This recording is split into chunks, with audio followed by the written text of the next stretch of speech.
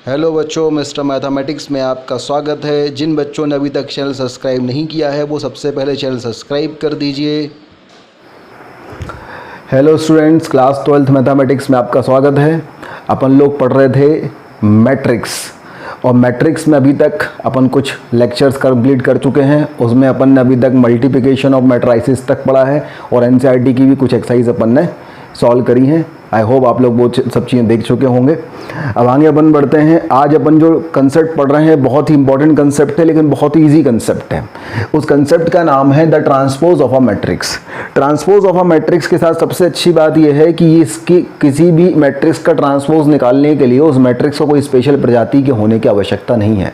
मतलब कई अपन ने ऐसे मैट्रिक्स पढ़े कि उनको स्क्वायर होने की जरूरत है तभी वो डिफाइन होंगे, ऐसा ट्रांसपोज के साथ नहीं है। ट्रांसपोज मैट्रिक्स सभी मैट्रिक्स के लिए डिफाइन होता है भाई साहब, जितने भी मैट्रिक्स होते हैं सबके लिए डिफाइन होता है ट्रांसपोज ऑफ अ मैट्रिक्स। तो ट्रांसपोज ऑफ अ मैट्रिक्स के बारे में अगर अपन बात करें तो पहली बात ऐसा लिखें अपन कि अगर हमारे पास ए कोई भी एक मैट्रिक्स है, ए हमारे पास एक मैट्रिक्स है of order m cross n, ठीक है। ये डराने के लिए ऐसे कुछ नहीं है ना, भावनाएं समझना है। भावना इतनी सी है, इसमें कुछ लिमिटेड एडिशन है भावनाओं के। पहली भावना जो आपको याद रखनी है वो ये है कि अगर हम आपसे बोलते हैं भाई साहब ट्रांसपोज ऑफ मैट्रिक्स ए, भाई सभी मैट्रिक्स का ट्रांसपोज डिफाइन है। अगर हमने आपसे बोला ट्रांसपोज ऑफ मैट्रिक्स ए, तो इसको अपन ए डैश से या फिर ए का पावर ऐसा कैपिटल टी से ऐसे रिप्रेजेंट करते हैं। बहुत easy. Transpose of matrix A मतलब ए डैश और ए का पावर टी, किसी भी एक चीज़ से रिप्रेजेंट करते हैं। और ट्रांसपोज ऑफ मैट्रिक्स का मतलब क्या होता है? तो the meaning of transpose of matrix is changing row and column. Changing row and columns, जो रो हैं उनको कॉलम बना देना है भाई साहब, और जो कॉलम है उनको रो बना देना है। तो अगर किसी मैट्रिक्स की हमने रो को कॉलम बना दिया, कॉलम को रो बना दिया, तो जो हमारे पास नया मैट्रिक्स बनेगा उसको अपन ट्रांसपोज ऑफ मैट्रिक्स बोलते हैं। बहुत ही सड़ेला आइटम, ध्यान दो भाई। देखो, तो अगर जैसे मान लो हमारे पास एक मैट्रिक्स था, एक मैट्रिक्स हमारे पास था 1 2 का 4 और 4 2 का 1। भाई अगर इस मैट्रिक्स के बारे में बात करें तो ये मैट्रिक्स कैसा है? ये मैट्रिक्स का ऑर्डर क्या है? इसकी दो तो रो हो रही है भाई साहब, R1 R2, और 3 कॉलम हो रही है C1 C2 C3। तो ये जो है भाई ये 2 क्रॉस 3 का मैट्रिक्स है ना। अपन बड़े हो गए, अब ये लिखना बंद कर दें, है ना। अपन डायरेक्ट देखें ये 2 क्रॉस 3 का मैट्रिक्स है। अब अगर हमें इसका ट्रांसपोज निकालना है तो हम क्या करेंगे? ए डैश निकालेंगे या ये ट्रांसपोज निकालेंगे। इसमें हमें क्या करना है? रोज को कॉलम में कन्वर्ट कर देना है, कॉलम को रो में। मतलब ये अरेंजमेंट जो था वो रो 1 था, तो अब ये अरेंजमेंट जो है वो कॉलम 1 हो जाना चाहिए। तो कॉलम 1 क्या हो जाएगा अपने पास? 1 2 का 4। सिमिलरली ये वाला अरेंजमेंट जो था वो क्या था? रो 2 था, तो ये वाला अरेंजमेंट अब कॉलम 2 हो जाना चाहिए। तो कॉलम 2 क्या हो गया? 4 2 का 1। तो ए का जो ट्रांसपोज है वो ये हो गया। अब आप देखो जरा, इसकी फर्स्ट रो क्या थी? 1 2 4, वो क्या हो गया? 1 2 4 फर्स्ट कॉलम हो गया। इसका सेकंड रो था 4 2 1, इसका सेकंड कॉलम हो गया 4 2 1। इसका फर्स्ट कॉलम था 1 4, इसका फर्स्ट रो हो गया 1 4। इसका सेकंड कॉलम था 2 2, इसकी सेकंड रो हो गई 2 2। इसका थर्ड कॉलम था 4 1, इसकी थर्ड रो हो गई 4 1। मतलब भाई साहब ऐसा हो गया कि जो इसकी रोज थी वो इसके कॉलम बन गए, जो इसकी कॉलम थी वो इसके रो बन गए। मतलब रो को कॉलम में और कॉलम को रो में इंटरचेंज करने की जो कला है, उस कला का नाम ही ट्रांसपोज ऑफ मैट्रिक्स है। भावनाएं समझिए भाई साहब, भावनाएं केवल इतनी सी हैं कि अगर कोई मैट्रिक्स हमारे पास है, हमें कुछ नहीं करना, उसकी रोज को कॉलम में और कॉलम को रोज में इंटरचेंज कर देना है। तो जो नया मैट्रिक्स बनेगा वो उसका ट्रांसपोज कहलाएगा। भावनाएं समझ में आ चुकी हैं। ये एक छोटा सा एग्जाम्पल है। एक तीसरी भावना और अपन यहाँ पे चुपके से नोट कर लेंगे। भाई साहब ये बताइए आप, अगर इसकी ऑर्डर 2 क्रॉस 3 थी तो इसकी ऑर्डर क्या हो जाएगी? 3 क्रॉस 2। भाई सीधी सी बात है, 2 इसमें रोज 3 थी तो इसकी रो इसमें 2 थी तो इसके कॉलम 2 हो जाएंगे। इसमें रोज 3 थी तो इसके कॉलम, इसमें कॉलम 3 थे तो इसकी रोज 3 हो जाएंगी। समझ गए ना भाई? इसमें रो कितनी थी? 2, तो इसके कॉलम कितने हो जाएंगे? 2। इसमें कॉलम कितने थे? 3, तो इसकी रो कितनी हो जाएंगी? 3। तो 2 क्रॉस 3 का जो मैट्रिक्स था वो किस चीज़ का बन जाएगा? 3 क्रॉस 2 का। मतलब ये है कि हमने क्या कहा था, जो ए है उसका ऑर्डर क्या है? m cross n। तो ए डैश का जो ऑर्डर होगा वो क्या होगा? n cross m। तो बस 3 छोटी छोटी भावनाएं हैं भाई साहब कि अगर हमारे पास कोई मैट्रिक्स का ट्रांसपोज है तो उसको अपन ए डैश से रिप्रेजेंट करते हैं। करना कुछ नहीं है, रो को कॉलम में और कॉलम को रो में इंटरचेंज कर देना है। और जो अगर इसका ऑर्डर जो है m क्रॉस n है तो इसका n क्रॉस m हो जाएगा, बस इतनी सी बात है। तो पहले अपन यहाँ तक नोट कर लें भैया, नोट कर लो यहाँ तक की कहानी, फिर अपन आगे बढ़ते हैं। चलिए अब अपन और आगे बढ़े, है ना। थोड़ा और अपन इज्जत से करें भाई साहब इसको, है ना, थोड़ा और इज्जत से करें। भाई हमारे पास हो क्या रहा था कि एक हमारे पास मैट्रिक्स था ए, ठीक है, ये मैट्रिक्स था 1 2 3 और 4 5 6, ये हमारे पास एक मैट्रिक्स था। अगर मैं इसका ट्रांसपोज निकालता हूँ ए डैश, तो ए डैश हमारे पास क्या हो जाएगा 1 2 3 और 4 5 6, ये हमारे पास ए डैश हो गया।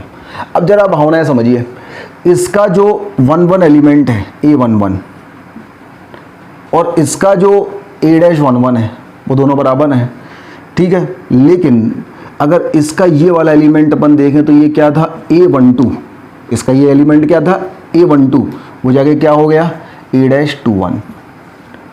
मतलब कहने का ये है कि अगर A हमारे पास एक एलिमेंट है AIJ, तो A डैश में हमारे पास सेम पोजीशन पे जो एलिमेंट होगा वो AJI होगा, सही है। अगर किसी पोजीशन पे A में एलिमेंट AIJ है तो वहाँ पे एलिमेंट जो है वो JI होगा। यहाँ पे A12 है तो यहाँ पे A21 चला गया। यहाँ पे ये हमारे पास क्या था भैया, ये था A13 और ये यहाँ पे जाके क्या हो गया A डैश 31। समझ गए बात को। तो ये हमारे पास कुछ ऐसी कहानी होगी। या फिर अपन ऐसा भी कह सकते हैं कि अगर आप इसको और सस्ते में देखो, अगर आप इसको A डैश IJ कह रहा हूँ तो A डैश ऑफ IJ की जो वैल्यू होगी वो AJI के इक्वल होगी। समझ गया बात को। A डैश ऑफ IJ की वैल्यू AJI के इक्वल होगी, A ऑफ 1 2 की वैल्यू A डैश 21 के इक्वल होगी, A13 की वैल्यू A डैश 31 के इक्वल होगी। तो A डैश IJ की वैल्यू जो है वो AJI के इक्वल होगी। तो यहाँ से अपन कह सकते हैं A डैश की वैल्यू क्या होती है AJI। तो इसको अपन ने एक जनरल तरीके से समझने की कोशिश करी कि भैया अगर A जो है वो AIJ है तो A डैश क्या होगा A डैश AJI होगा। बस ऐसे ही जनरल तरीके से समझने की कोशिश करी। चलिए तो ये हमारे पास कहानी होगी। और इसका ऑर्डर भी लिख लो आप। अगर इसका ऑर्डर n क्रॉस m है तो इसका ऑर्डर क्या हो जाएगा, इसका ऑर्डर m क्रॉस n हो जाएगा। भाई इसका राम क्रॉस लीला है तो इसका लीला क्रॉस राम हो जाएगा। तो इस तरीके से ये अपने पास the transpose of a matrix का आपने बेसिक कंसेप्ट समझा। तो यहाँ तक नोट कर लें भाई। हाँ भाई, अगली हेडिंग हमारे पास है प्रॉपर्टीज ऑफ ट्रांसपोज। भाई साहब बात यह है कि जो प्रॉपर्टीज ऑफ ट्रांसपोज है ना, ये बहुत ही इंपॉर्टेंट कंसेप्ट है आईआईटी के लिए।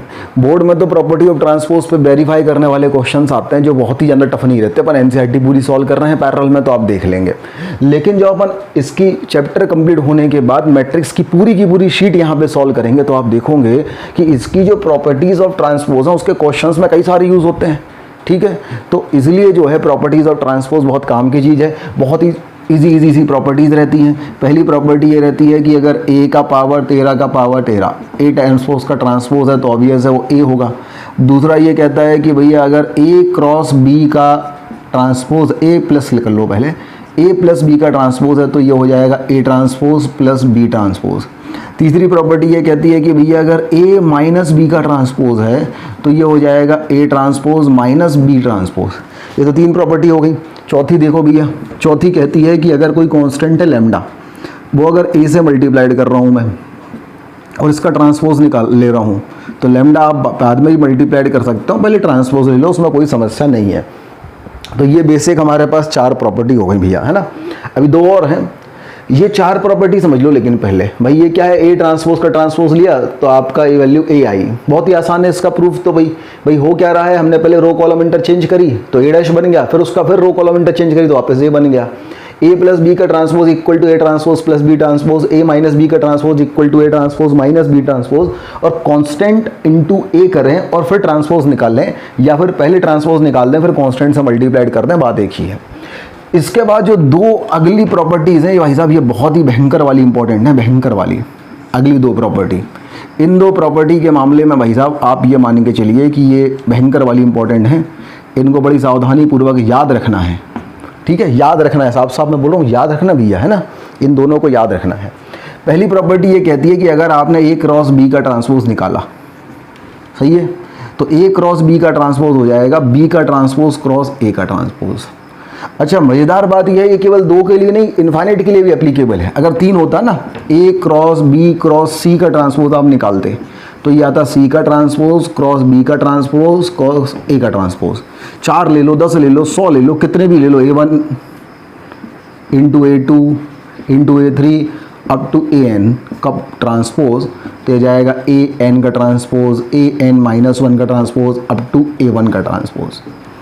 ठीक है, तो ये फिफ्थ प्रॉपर्टी भाई साहब बहुत इंपॉर्टेंट है। अपन इस बस पहली लाइन को याद रखेंगे कि ए क्रॉस बी का transpose equal to B cross A का बी का ट्रांसपोज क्रॉस ए का ट्रांसपोज, ए क्रॉस बी का ट्रांसपोज इक्वल टू बी का ट्रांसपोज क्रॉस ए का ट्रांसपोज। ठीक है, दूसरी प्रॉपर्टी जो है प्रॉपर्टी नंबर 6 भाई साहब, ये जो विकराल ही मतलब इंपॉर्टेंट है। इसका तो एप्लीकेशन ऐसा होता है कि लोग कन्फ्यूज हो जाते हैं, ये प्रॉपर्टी भूल ही जाते हैं भाई साहब जब इसका यूज़ होता है। इस प्रॉपर्टी को देखो भाई, मेरे पास एक मैट्रिक्स है ए, मैंने इसका पावर लगाया के, एन मैंने पावर लगाया, एन पावर लगाया मतलब वो एग्जिस्ट करेगा तभी लगाएंगे, है ना। ए का पावर एन एग्जिस्ट करेगा तब ये डिफाइन होगा।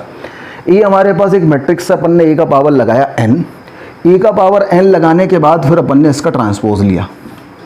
तो या तो अपन ऐसा करें या फिर अपन पहले ये ट्रांसपोज लगा लें और उसका पावर एन ले लें, कोई दिक्कत नहीं है ना। तो ये 2 प्रॉपर्टी भाई साहब बहुत विकराल वाली इंपॉर्टेंट है।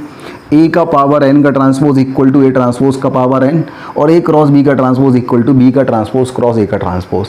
तो ये है प्रॉपर्टीज ऑफ ट्रांसपोज, इनको नोट कर लो भाई साहब, these are the properties of transpose. ठीक है, चलिए अब इनको नोट करने के बाद अपन खेलेंगे इनको वेरीफाई करना। ठीक है, तो वेरीफाई खेलते हैं भाई साहब, इनका वेरीफाई कर लेते हैं इनको। सबसे पहले एग्जांपल ले लो भैया। सबसे पहला एग्जांपल हमारे पास है कि अगर हमारे पहली प्रॉपर्टी थी ए ट्रांसपोज का ट्रांसपोज इक्वल टू ए, करते हैं इसको वेरीफाई विद एग्जांपल।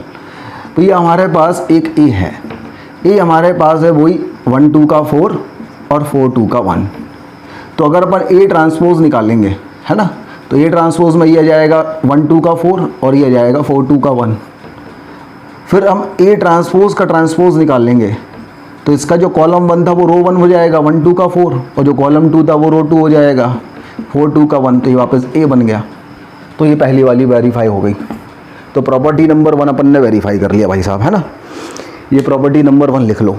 फिर प्रॉपर्टी नंबर 2 अपन वेरीफाई करते हैं। प्रॉपर्टी नंबर 2 और ही विकराल आसान है। ये प्रॉपर्टी स्टार्टिंग वाली तो आसानी है ना। प्रॉपर्टी नंबर 2 क्या थी कि अगर आप ए प्लस बी का ट्रांसपोज लेते हो तो ये हो जाएगा A transpose plus B transpose. अब बस ये है कि एडिशन जो ऑपरेशन आप कर रहे हो वो उसमें एग्जिस्ट करना चाहिए भाई। सम और सब्ट्रैक्शन इन दोनों की कंडीशन क्या थी कि दोनों का जो ए और बी का ऑर्डर है वो सेम होना चाहिए। तो अपन वैसे ही एग्जांपल लेते हैं। हम कहें भाई साहब एक ही वैल्यू हमारे पास है 1 2 का 4 और 4 2 का 1, और बी की वैल्यू मेरे पास है 5 7 9 और 6 2 1। ये हमारे पास ए और बी है। ठीक है, तो अगर मैं ए प्लस बी निकालूं भाई साहब, है ना, ए प्लस बी दोनों का ऑर्डर तो सेम है, ए प्लस बी डिफाइन होगा। तो 1 + 5 क्या हो जाएगा 6, 2 + 7 क्या हो जाएगा 9, 4 + 9 क्या हो जाएगा 13, 4 + 6 क्या हो जाएगा 10, 2 + 2 क्या हो जाएगा 4, 1 + 1 क्या हो जाएगा 2। तो ये तो आ गया ए प्लस बी, कोई दिक्कत नहीं। और फिर मैं ए प्लस बी का ट्रांसपोज निकाल दूँ, ए प्लस बी का ट्रांसपोज। तो भाई पहली रो इसमें क्या थी 6 9 13, तो पहला कॉलम हो गया 6 9 13। दूसरी रो इसमें क्या थी 10 4 2, तो दूसरा कॉलम हो गया 10 4 2। ये ए प्लस बी का ट्रांसपोज आ गया, अच्छी बात है। अब अपन ए ट्रांसपोज निकालें तो ए ट्रांसपोज की वैल्यू क्या है भैया, इसका फर्स्ट रो था 1 2 का 4, तो पहला कॉलम हो जाएगा 1 2 का 4, फिर 4 2 का 1, तो ये हो जाएगा 4 2 का 1। अगर मैं बी ट्रांसपोज निकाल लूँ तो ये क्या हो जाएगा 5 7 9 और 6 2 1। दोनों को ऐड करते हैं अपन अगर A dash plus B dash, A transpose plus B transpose, तो क्या होगा भैया 1 + 5 6, 4 + 6 10, 2 + 7 9, 2 + 2 4, 4 + 9 13, 1 + 1 2। चेक करो भैया, 6 10 6 10 9 4 9 4 13 2 13 2। सही बात है, बरोबर है ना। ए प्लस बी का transpose equal to A transpose plus B transpose बराबर है, बरोबर है। तो भाई ये प्रॉपर्टी नंबर 2 भी वेरीफाइड हो गया। अब जैसे ही आपने प्लस का वेरीफाइड किया है, सेम वैसे ही आप माइनस का वेरीफाई कर सकते हो इसी में। इसी एग्जाम्पल में आप माइनस वाला वेरीफाई करेंगे जब ए और बी आपको गिवन है, ठीक है। तो ए माइनस बी का transpose equal to A transpose minus B transpose, ये आपका होमवर्क है। आप नोट्स कॉपी में, क्लास नोट्स कॉपी में इसको वेरीफाई कर लेना इस एग्जाम्पल से, ठीक है। चलो भाई, ये प्रॉपर्टी नंबर 3 हो गई। भावना समझ में आ रही है। अब प्रॉपर्टी नंबर 4 देखो। प्रॉपर्टी नंबर 4 कहता था कि भैया अगर लैम्डा इंटू ए का ट्रांसपोज लेते हो आप, तो इतनी जल्दबाजी नहीं है, आप पहले ट्रांसपोज लेके फिर लैम्डा से मल्टीप्लाइड कर सकते हो। मान लीजिए हमारे पास ए, वही अपना खानदानी मैट्रिक्स है 1 2 का 4 और 4 2 का 1, और इसमें ए लैम्डा जो है उसकी वैल्यू मान लीजिए हमने ले ली 5। तो ए इंटू लैम्डा इंटू ए की वैल्यू अगर अपन लेंगे तो ये हो जाएगा 5। तो ये हो जाएगा 1 2 का 4 और 4 2 का 1। अब बाहर कांस्टेंट बैठा है तो अंदर जाएगा, सब में बराबर बटेगा।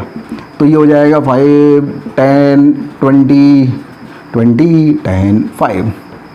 अगर मैं लैम्डा इंटू ए का ट्रांसपोज ले लूँ भाई साहब, लैम्डा इंटू ए का ट्रांसपोज ले लूँ, तो हमारे पास ये 5 10 20 ये कॉलम 1 बन जाएंगे, और 20 10 5 ये रो कॉलम 2 बन जाएंगे, 20 10 5।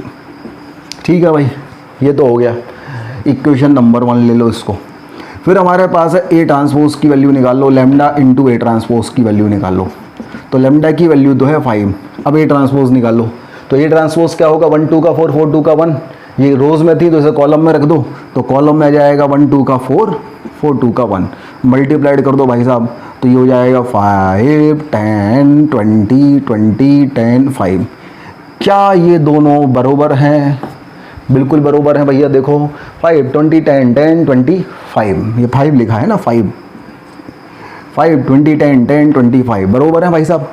अब बराबर हैं तो भैया वेरीफाई हो गया, तो ये 4th वाला भी अपना वेरीफाई हो गया। चलिए अब 5th वाला वेरीफाई करते हैं, अपने इंपॉर्टेंट वाले 2 वेरीफाई करते हैं भाई साहब। चलिए, तो पहले थोड़ा सा पानी वाला ब्रेक हो जाए, है ना। हाँ भैया, देखो एक सुंदर सा सवाल। प्रॉपर्टी नंबर 5 क्या वेरीफाई करनी है आपको कि राम क्रॉस लीला का ट्रांसपोज इक्वल टू लीला का ट्रांसपोज क्रॉस राम का ट्रांसपोज। यही है ना भाई साहब। एक बहुत ही सुंदर सवाल, सवाल नंबर 1। ए की वैल्यू है भाई साहब -2 4 5, बी की वैल्यू है भाई साहब 1 3 -6। बोला भैया इसको वेरीफाई कर दो। ठीक है, कर देते हैं, घर की बात है भाई। तो हम पहले ए क्रॉस बी निकालें, है ना। अब ए क्रॉस बी किस ऑर्डर का होगा भाई? ये जो था ये 3 क्रॉस 1 का था, ये जो था ये 1 क्रॉस 3 का था। क्या बात कर रहे हैं, 3 रोज थी 1 कॉलम था, और 1 रोज थी और 3 कॉलम था। जब मल्टीप्लाइड करेंगे तो 3 क्रॉस 3 का है। हाय, अब 3 क्रॉस 3 का निकालो भैया। इसकी पहली रो, इसका पहला कॉलम -2, दूसरा -6, तीसरा +12, 0 पे आ जाओ। 4 × 1 4, 4 × 3 12, 4 × -6 -24, 5 × 1 5, 5 × 3 15, और 5 × -6 -30। ये आ गया भाई साहब ए क्रॉस बी। ए क्रॉस बी का ट्रांसपोज और निकाल दो, घर की बात है। तो ए क्रॉस बी का ट्रांसपोज, पहली रो क्या थी -2 -6 12, दूसरा रो क्या था 4 12 -24, तीसरा रो क्या था 5 15 एंड -13। ये ए क्रॉस बी का ट्रांसपोज हो गया। बहुत बढ़िया। अब अपन निकालते हैं A transpose multiplied by B transpose, उल्टा करते हैं ना, B transpose multiplied by A transpose. निकालो भैया। तो बी ट्रांसपोज क्या होगा? बी ट्रांसपोज ये हो जाएगा 1 3 -6, और ए ट्रांसपोज क्या हो जाएगा 2 4 -2 4 5। ये हो जाएगा भैया। कर दो मल्टीप्लाइड, कर दो कर दो कर दो। इसका ऑर्डर क्या है? इसका ऑर्डर है 3 रोज 1 कॉलम। इसका ऑर्डर क्या है 3 नहीं 1 रो 3rd कॉलम। 3 क्रॉस 3 का बनेगा ये भी। चलो ये अच्छा है। इसकी पहली रो, पहला कॉलम -2 4 5 -6 12 15 12 -24 -30 मिला लो भैया। -2 -2 4 4 5 5 -6 -6 12 12 15 15 12 12 -24 -24 -30 बराबर बराबर, हैंस वेरीफाइड। सही बात है ना भैया। चलो धन्यवाद, नोट कर लो भैया, कर लिया नोट। अगला सवाल, सवाल नंबर 2। सवाल नंबर 2 देखिए भाई साहब, सवाल नंबर 2 देखिए, सवाल नंबर 2 देखिए। यही वेरीफाइड करने वाला है ना। बहुत ही खतरनाक सवाल आपके सामने प्रस्तुत किया जा रहा है। भूला गया है भाई साहब, ए की जो वैल्यू है, ए की वैल्यू है कॉलम वाइज 1 2 -1 एंड 2 -3 2, ठीक है। बी की जो वैल्यू है, बी की वैल्यू है 2 -3 5 एंड 1 2 एंड 3। वेरीफाई करनी है प्रॉपर्टी, कर लेते हैं क्या है। ए क्रॉस बी निकालना है पहले। ए का जो ऑर्डर है 3 क्रॉस 2 है, बी का जो ऑर्डर है 2 क्रॉस 3 है। ए क्रॉस बी 3 क्रॉस 3 का बनेगा। यहाँ से शुरू कर ले हैं, तो ए क्रॉस बी बनेगा भैया 3 क्रॉस 3 का। कर ले कहानी शुरू। पहली रो, पहला कॉलम 2 + 2 4, क्या बात। -3 + 4 -3 + 4 1 5 एंड 6 11।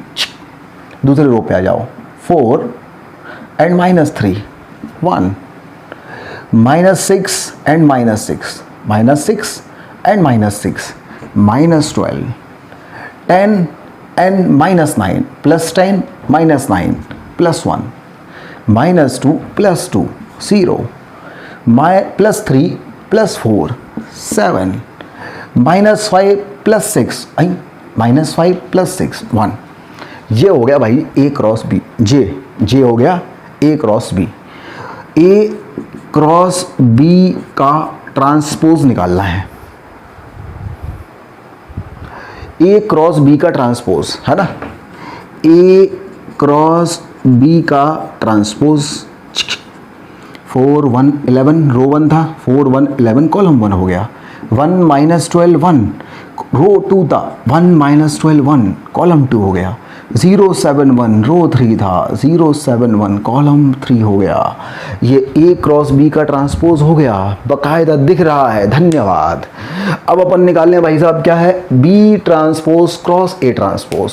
ठीक, तो हम ऐसा करें, यहाँ बी क्रॉस टॉन ए क्रॉस टॉन डायरेक्ट यहाँ वैल्यू पुट कर दें। तो भाई साहब देखो बी ट्रांसपोज बी कहाँ था, जे था, तो जे क्या हो जाएगा 2 -3 5 और 1 2 3, जे तो बी हो गया। ए ट्रांसपोज जे है भाई, तो जे क्या हो जाएगा, जे हो जाएगा 1 2 -1 2 -3 2, तो जे हो गया भाई। ऑर्डर चेक कर लें जनाब। तो ये है 3 क्रॉस 2 का और ये है 2 क्रॉस 3 का। तो एक ये क्या आएगा, 3 क्रॉस 3 का आएगा। चलिए अच्छी बात है, दिख तो रहा है ना, यहाँ का दिखेगा ना, बिल्कुल दिखेगा, कोई दिक्कत नहीं। देख लो भैया, इसकी रो 1 कॉलम 1 2 + 2 2 + 2 4 4 -3 1 -2 + 2 0, क्या बात है। रो 2 पे आ जाओ, -3 + 4 1 और -6 -6 -12 +3 +4 +3 +4 +7 5 +6 11 10 -9 1 -5 +6 -5 +6 1। वाह, बधाई हो, बराबर हैं, देख लीजिए 4 1 0 4 1 0 1 -12 7 1 -12 7 11 1 1 11 1 1 बरोबर, हेंस वेरीफाइड। Thank you. आगे बढ़ते हैं भैया। सही चल रही है दुनिया? हाँ सही चल रही, धन्यवाद। क्वेश्चन नंबर अगला एक और है, है ना, वो आपको होमवर्क में दे देते हैं ना। एक और क्वेश्चन ले लो भैया, इसका नहीं है, वो पहली वाली प्रॉपर्टी को वाला है, अब इसमें टीचिंग नोट्स में है तो अपन कर लेते हैं इसको। अगला एग्जाम्पल है आपके सामने भैया, ए की जो वैल्यू है वो है 1 2 3 2 -3 4 और 4 0 2, ये ए की वैल्यू है। बी की जो वैल्यू है 1 0 -1 2 1 3 एंड 0 2 -1। आपको वेरीफाई करना है ए प्लस बी वाला प्रॉपर्टी, ए प्लस बी का transpose equal to B transpose plus A transpose. Homework करना भी है इसको क्लास नोट्स कॉपी में, ध्यान रखिएगा, है ना। चलिए तो यहाँ तक नोट कर लीजिए। तो अपन ने क्या पढ़ लिया, अपन ने पढ़ लिया transpose of a matrix. Transpose of a matrix में अपन ने क्या पढ़ लिया, ट्रांसपोज ऑफ अ मैट्रिक्स में अपन ने पढ़ा कुछ नहीं करना है। पहली बात तो सभी मैट्रिक्स के लिए डिफाइन है, ऐसा नहीं है कोई स्पेशल प्रजाति का मैट्रिक्स हो। दूसरी बात यह है कि भैया रो कॉलम में, कॉलम रो में इंटरचेंज हो जाएगा। तीसरी बात यह है ए ट्रांसपोज को ए का पावर टी या ए डैश से रिप्रेजेंट करते हैं। फिर उसकी प्रॉपर्टी, पहली प्रॉपर्टी ए डैश का डैश ए प्लस बी का dash A dash plus B dash, A minus B का dash A dash minus B dash, A cross A into राम का डैश इक्वल टू राम बाहर ले लो और ए का डैश। उसके बाद आ जाओ पाँचवीं और छठवीं important property, A cross B का dash equal to B dash cross A dash. और छठी प्रॉपर्टी ए डैश का power N equal to A का पावर एन का डैश। भाई साहब प्रॉपर्टीज़ और प्रॉपर्टीज़ एग्जाम्पल ये सब अच्छे से कर लिया। इसी के साथ ट्रांसपोज ऑफ अ मैट्रिक्स समाप्त होता है। इतनी सी इसमें कहानी थी। अपन अगले कंसेप्ट की तरफ बढ़ने वाले हैं और वो है skew symmetric matrix and symmetric matrix. तो यहाँ तक नोट कर लीजिए पहले, अभी मिल रहे हैं पानी पीने के पश्चात। धन्यवाद।